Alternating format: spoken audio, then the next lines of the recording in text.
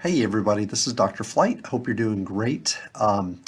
This video is going to be on the macro marketing environment, and it won't be a particularly long video, and it really extends other content that you've already had, goes in maybe a little bit of a deeper dive, just to, in terms of talking about how you can evaluate the broader in business environment or regulatory environment that you find yourself in if you're trying to develop a plan or a marketing plan or a business plan.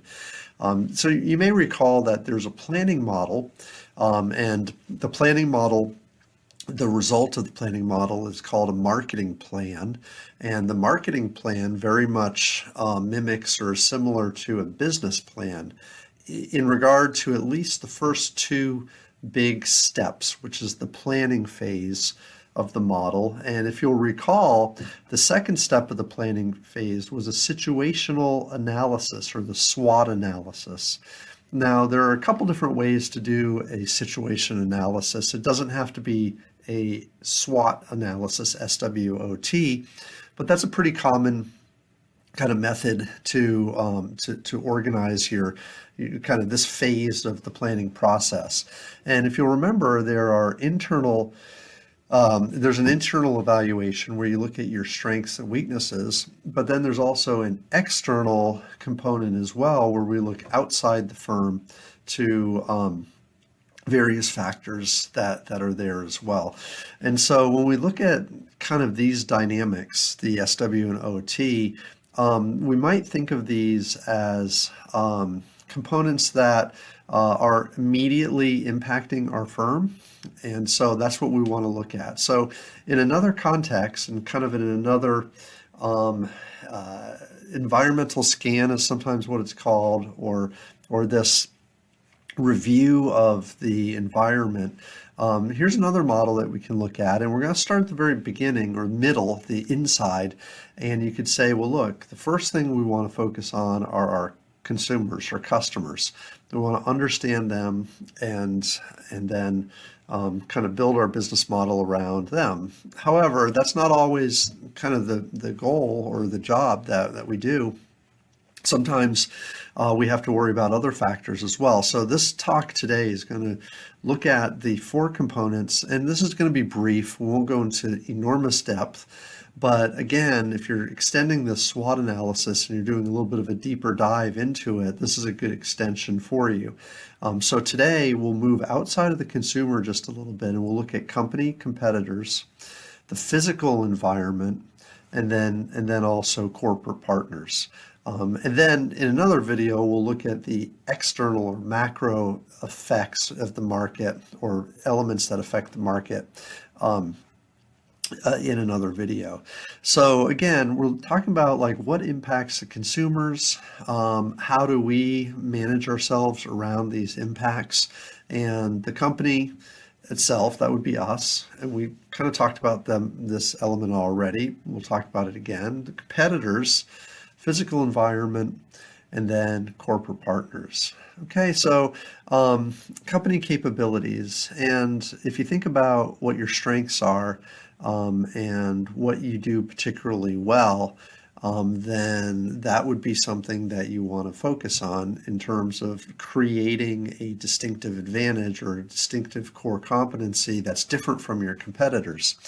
There are lots of examples out there of companies that leverage what they do well in the marketplace.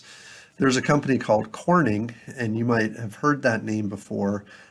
Corning has evolved many times over the years. There's a very old company known for glass applications, creating glass Corning dishes that you put in the oven to cook a casserole, for instance. Those types of dishes are something Corning has created. Corning has also created, using glass filaments, little tiny filaments, insulation has been used. Applications have been used in insulation and many applications for glass. And Corning has been the pioneer in many, many ways in that regard. So here's an example of how Corning, back well over 100 years ago, created the bulb, the bulb shape, so that a filament could be placed in it, an electric charge could be put in it, and that would be the essence of a light bulb. So teaming up with Thomas Edison, right, back a long time ago, them being able to create unique and specific designs with glass allowed them to get into the light bulb market and then go from there. But it's an example of how they have a skill set that they can then find a use for in a unique way that their competitors simply don't offer. So remember this idea of distinctive capabilities or distinctive competencies that lead to a sustainable competitive advantage. That's a really big part about business, a really big part about marketing in general. That is worth kind of focusing on and just remembering. Competitors. Okay, so another area, and remember there's only 4 here, so we'll kind of go through these fairly quickly. The thing about competitors is we want to know what, just like we want to know about ourselves, we want to know about our competitors. So in other words, we want to know what we do well, and we want to know what our weaknesses are, our strengths and weaknesses. Let's talk about our competitors' strengths and weaknesses. So there's a whole industry of research, competitive research analysis, where you can hire a company or you can do it yourself, but you can hire a company to go out there and find information out about your competitors and what your competitors are all about and what their goals are, what their interests are, and all that type of stuff. So, so there's sources for that, and we can just kind of bullet through some of these. If you're going to find out about and do research about your competitors, you can look at local newspapers for which their headquarters are located. So in other words, your competitors' headquarters are located somewhere. So take a look at those local newspapers and see like what news they're generating, who's being hired, how much expansion they're doing, those types of things. Trade publications, patent filings are very important. So when a patent is filed, it's public information, and so you can look and see what your competitors are patenting, so you can see kind of where they're moving in the direction of new development, new products, and innovation. Press or news releases, annual 10K reports, those are all very open to the public. So you might not get a lot of information from those that would be proprietary, but you could still certainly see and get a glimpse of what they are doing moving forward. I mean, if you really know your competitors, you're going to know this information. So these are the sources where you're going to find it. Consultants, there are consultants you can hire. You could interview your competitors' employees. Absolutely. You could also employ or talk to their customers as well. They have local partners, or they have partners like in their supply chain. They have suppliers. You can talk to them. There's a whole bunch of sources here that you can go to, but the key here is we want to find out as much as we can about our competitors, and we'll know that their strengths and their weaknesses are as well. Okay, number 3 are corporate partners. So think of yourself as one piece of a network of organizations, and together as a network, you produce value for the customer. So in other words, like I might be a manufacturer, I might not do retailing, but I have a partner who does do retailing. And so I manufacture, my partner does the retailing, and together we create value for the customer. So consider what your strengths and weaknesses are and kind of the environment around you with your partners. You might call them supply chain members, but these business-to-business relationships are vitally important. Here's an example of a company, and you can come up with lots of examples of clothing companies that are invested in creating clothing that is sustainable, that's been produced in an ethical manner and things like that. So think about like I have a purpose and a mission, and I have an organizational, kind of goal that I have. Do my partners also reflect those goals as well? So again, these partners come from all over the place, but suppliers, again, manufacturers, support partners, like for instance, you might need to hire a law firm, or you might have external supply or external service companies, like someone might run your internet, or someone might do your marketing for you, or somebody might do some other aspect of the business. Those are all, folks who you're going to want to, kind of work with and understand and know, and again, make sure that they conform to the objectives that your company has as well. Any type of partner that you partner with who's going to do a job with you is a big deal. Okay, so there's corporate partners, and then finally we have the physical environment. This part here, when students look at physical environment, the first thing, the knee-jerk reaction is the environmentalist plea to have sustainable this and earth this and ozone that and whatever. And those are all certainly valid, but they're overplayed in a lot of ways. When we talk about physical environment, we also talk about location, proximity to ports, for instance, the dynamic of the topography in which you live in, or work in, your company is in. Are you close to a river? Are you close to mountains? Close to plains? How close are you to distribution networks and things like that?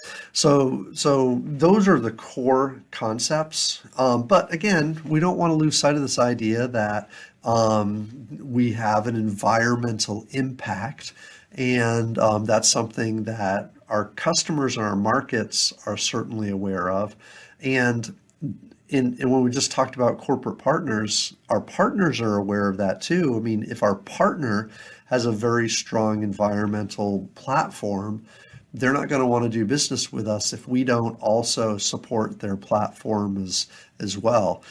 So there's a couple different ideas here where we can talk about sustainability, we can talk about our corporate, kind of social responsibilities, which go beyond the physical environment to human environment as well. In marketing in particular, a term you should know is called greenwashing. So when greenwashing happens, it's when a company puts on a environmental platform, but they might not necessarily be genuinely behind it. They might not be sincere. And our goal here, if we're greenwashing, is to sell a lot of products by taking advantage of people who want a green environment or a green consumption pattern.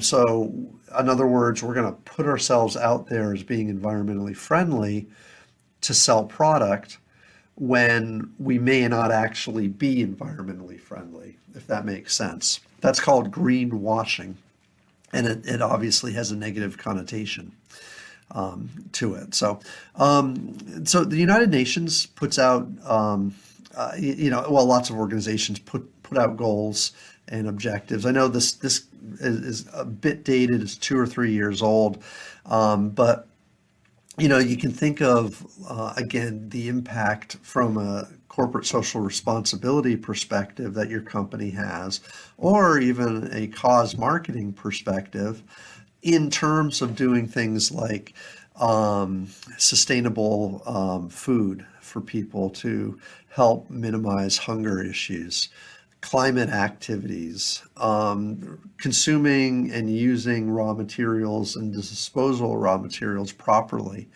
All those types of things are here. And here's a list of a bunch of different global impact concepts, I guess, that we might consider from a, and some of these are physical environment related, some of them are not. Okay, so look, let's just wrap this up and just kind of walk through some of this. The components of the immediate marketing environment. Now, when we're talking about marketing, we're talking about the consumer's environment and how we interact with that and how we interact with those around you. And remember, this is a summary, really. It's just kind of an extension of the planning model that we've seen before. So there's not a lot new here. It's just kind of a review and a little bit of a deeper concept of the SWOT analysis. Go back and remember this concept of core and distinctive capabilities and that they lead to a sustainable competitive advantage. That's a real important thing for you to know. How do we identify competitors? What are some sources what are some ways that we can do that? We can look for information about our competitors. Think about the partners that we partner with in the supply chain, and also like to do our job to bring value to the customer. We can't do it alone. We usually have to pair up. We have to partner up from a business to business perspective and think about the role they play in what we do. And then finally, provide examples of marketing-related environmental strategies. Okay, so anti-consumerism.